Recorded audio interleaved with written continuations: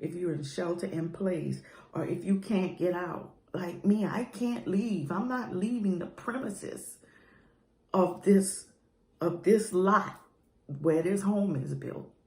This is my safe haven. So I'm not going out there. So I have to have what I need.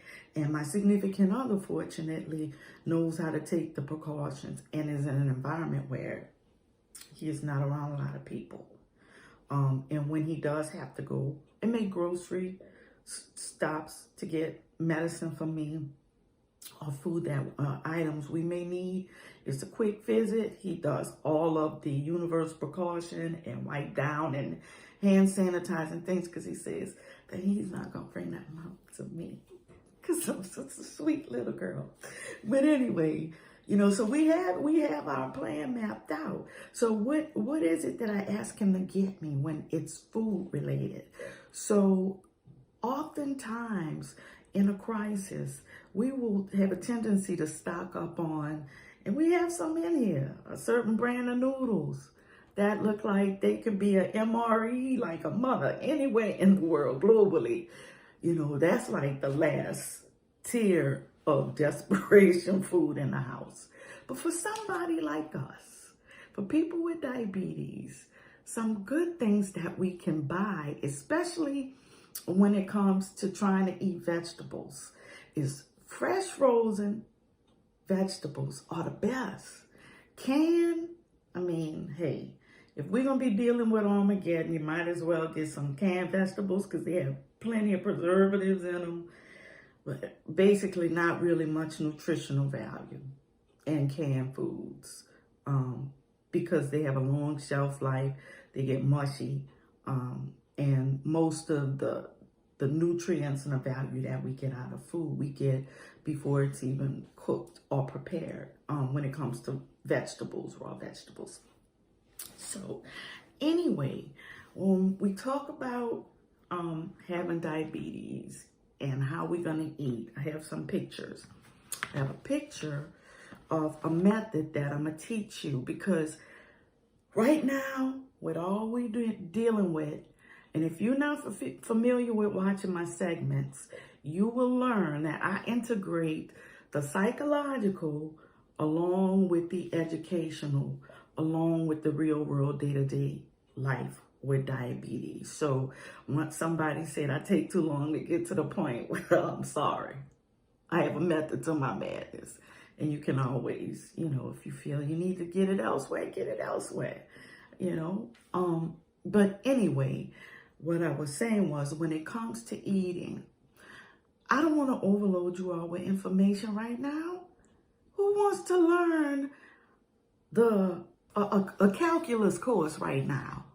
We want to be able to cope. We want to be able to have what we need to have and deal with this foolishness right now. So that's what I'm going to get to. So one easy way, if you haven't had diabetes education, if you haven't had a dietitian who you talk to, if you don't have access to those types of people, if somebody in your doctor's office never had this conversation, well, I hope this helps, because I'm keeping it simple. I like to keep it simple and basic because I like everyone to be able to understand what I'm talking about. If I wanted to get on here and hear myself verbalize all these high grandiloquent terms and all of this technological mumbo jumbo, I mean, I know what I know. I know my stuff and I'm confident with it. So I don't mind keeping it simple. So first things first, this is what I'm going to show you. This is the most basic method, and it's called the plate method. And this is the easiest way to fix your plate if you have diabetes. And why not try it now if you never did it before? So what the plate method is, let me see, I have another picture of it too.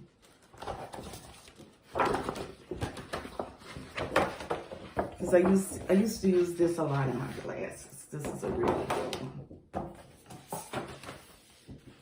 So, I hope you can see here,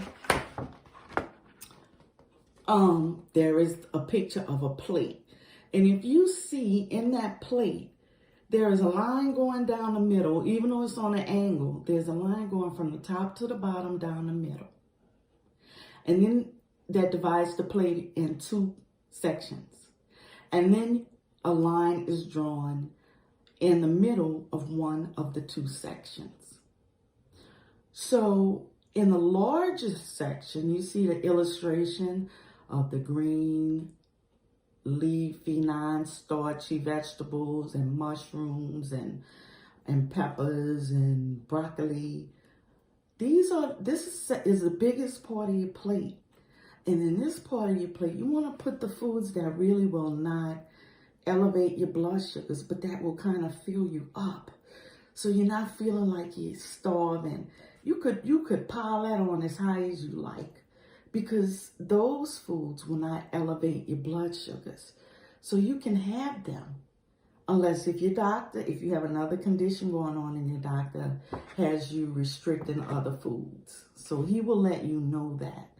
So if you see in the area to the bottom, I guess left or right, I can't tell, you see grains.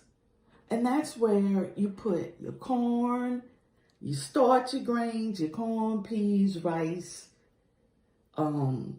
pasta, potatoes, those starchy vegetables. You have to have starch when you eat because that's your energy.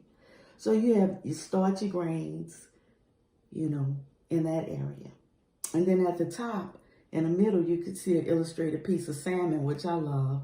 That's where you put your protein. So that's an easy way to fix your plate. I'm not trying to reinvent the wheel. We're already stressed out. I'm just trying to give you some guidance as to what you need to do while you're home right now and the kind of foods you need to buy. I love lettuce because I can eat a hell of a lot of it, get full on it, kind of, sort of, because I add other things to it.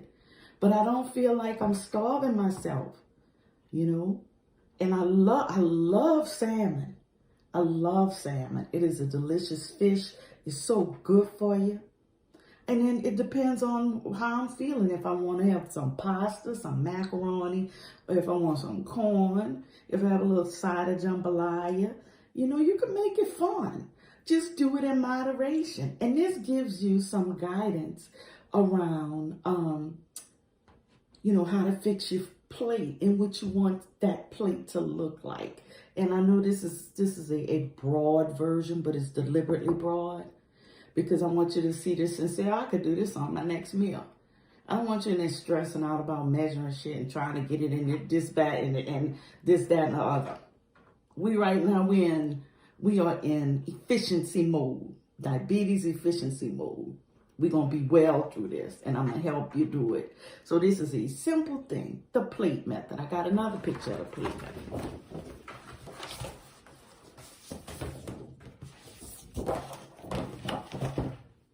Right here.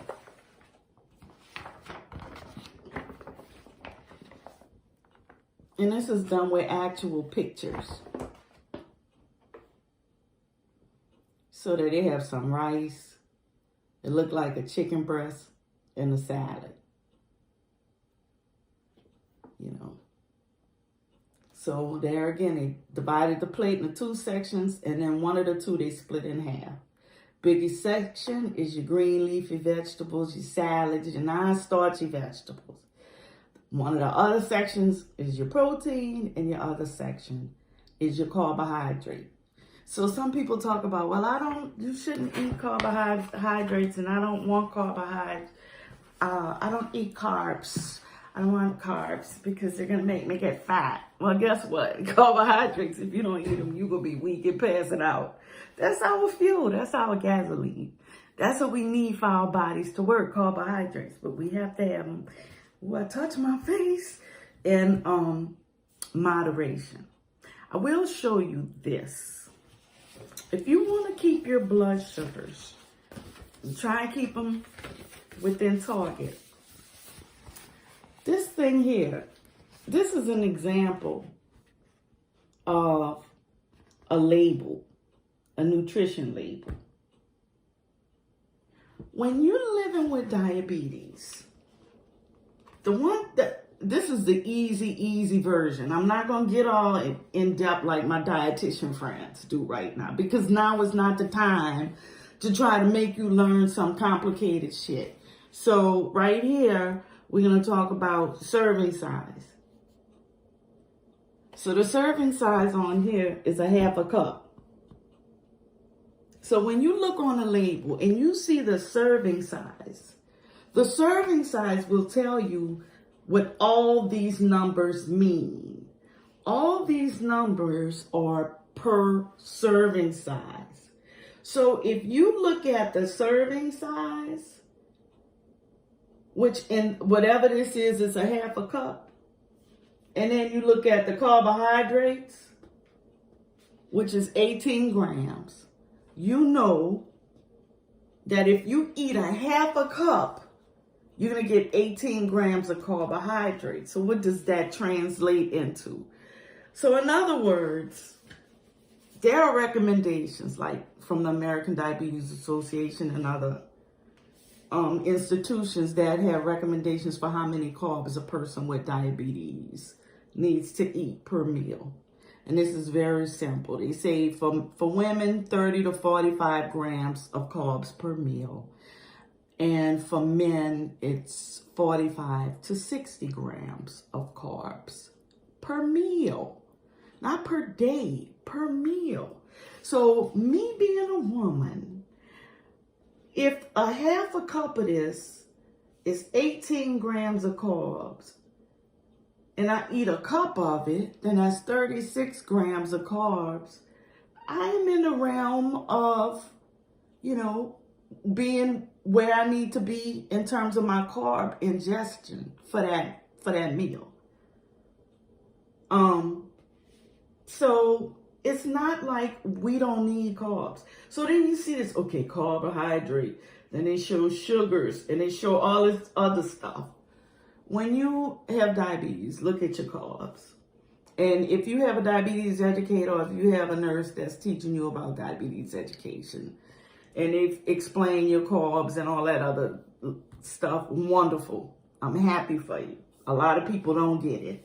And like I said, I'm not getting complicated. But this just shows you. Another thing I will point out is the sodium. Because we have to watch our sodium intake when we have diabetes. So the daily recommendation of sodium is 1,000 milligrams. Right here we got 330 and whatever this is. So I could tell you right now, if you ate a pickle would be your daily requirement of sodium for every meal, one pickle. So some fun things you can do is read your labels. And you can even Google and look on the internet about how to read labels. And you can see the kind of stuff that you are putting in your body. And you can see what you have in your house. So this is just a little impromptu label reading I wanted to show you all. Because like I said, right now, I'm not trying to teach you anything in depth. Right now, it's diabetes survival skills. And you're going to do well. You're doing well already. You're watching. So, and y'all have no idea how much this is helping me. Because it's giving me something to do. I am looking at different types of food that they're talking about in this handout. So, let me get a sip of water. A couple of things that I learned teaching. One thing is that there is a lot of confusion around understanding the things that we put in our bodies that might raise our blood sugars. So, like some people say, is it the sugar? Is it the glucose? Is it the carbohydrate? Is it the starches?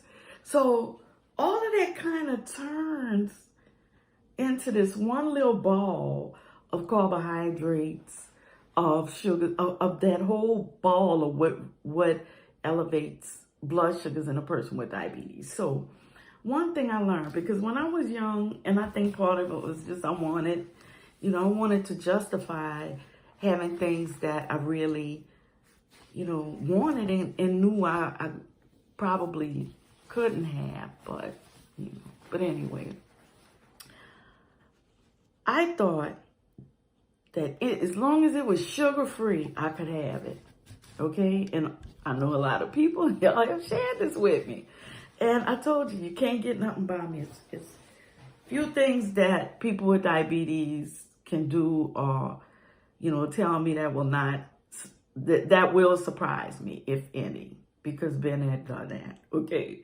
So I used to think if it's sugar-free, I could have all that I want. I would say, Mom, oh, it's sugar-free. I want those sugar-free cookies. And I would sit down and eat so many of them that I probably could have had a bag of Oreos. It's the mind interpretation of what actually is going on in your body. And so a lot of people didn't know that things with "ose" on the end of them, glucose, fructose, sucrose, lactose, cellulose, all of these things have, the "ose" means that there's something in it that will raise your blood sugar. Anything with glucose will raise your blood sugar. Carbohydrates in excess will really raise your blood sugars, but carbohydrates are the things we put in our body for energy, so they raise the blood sugar because the body needs fuel to work.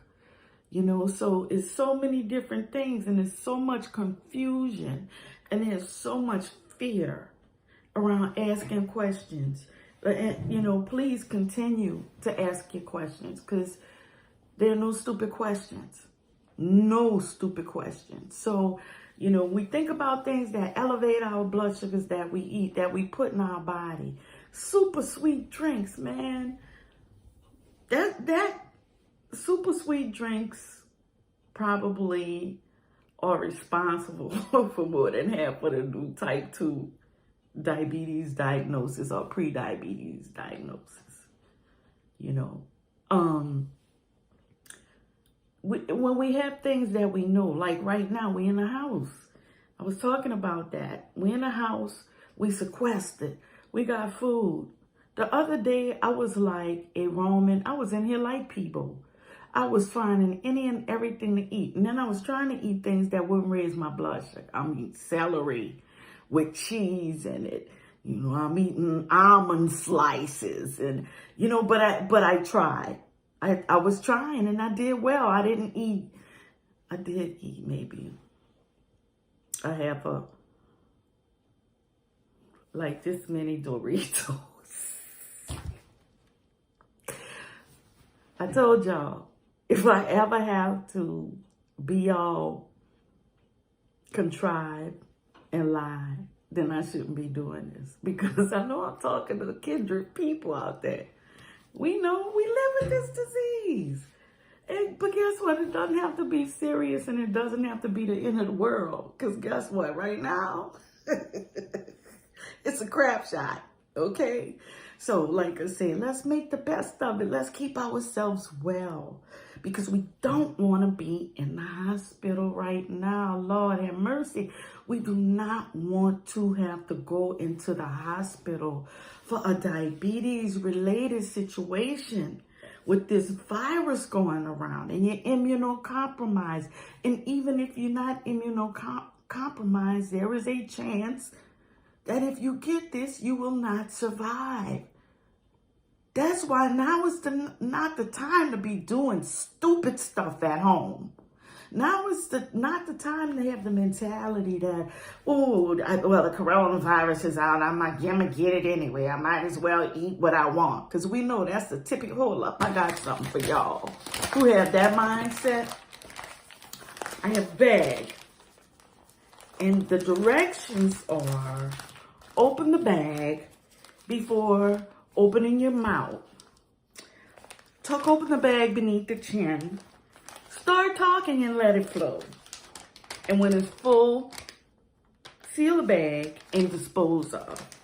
So when you talk about, the coronavirus, I'm going to get sick and die anyway, I might as well not take care of myself. You know what that is? That belongs in here. It's true. Yes, it's true. This is not I am not a boring person. And we're going to laugh in the middle of this too. This is a BS bag. It seals it in, okay? So when you start mind screwing yourself and BSing yourself about having diabetes and not being able to cope and finding an excuse to not take care of yourself, I'm going to ship one of these to you all subconsciously.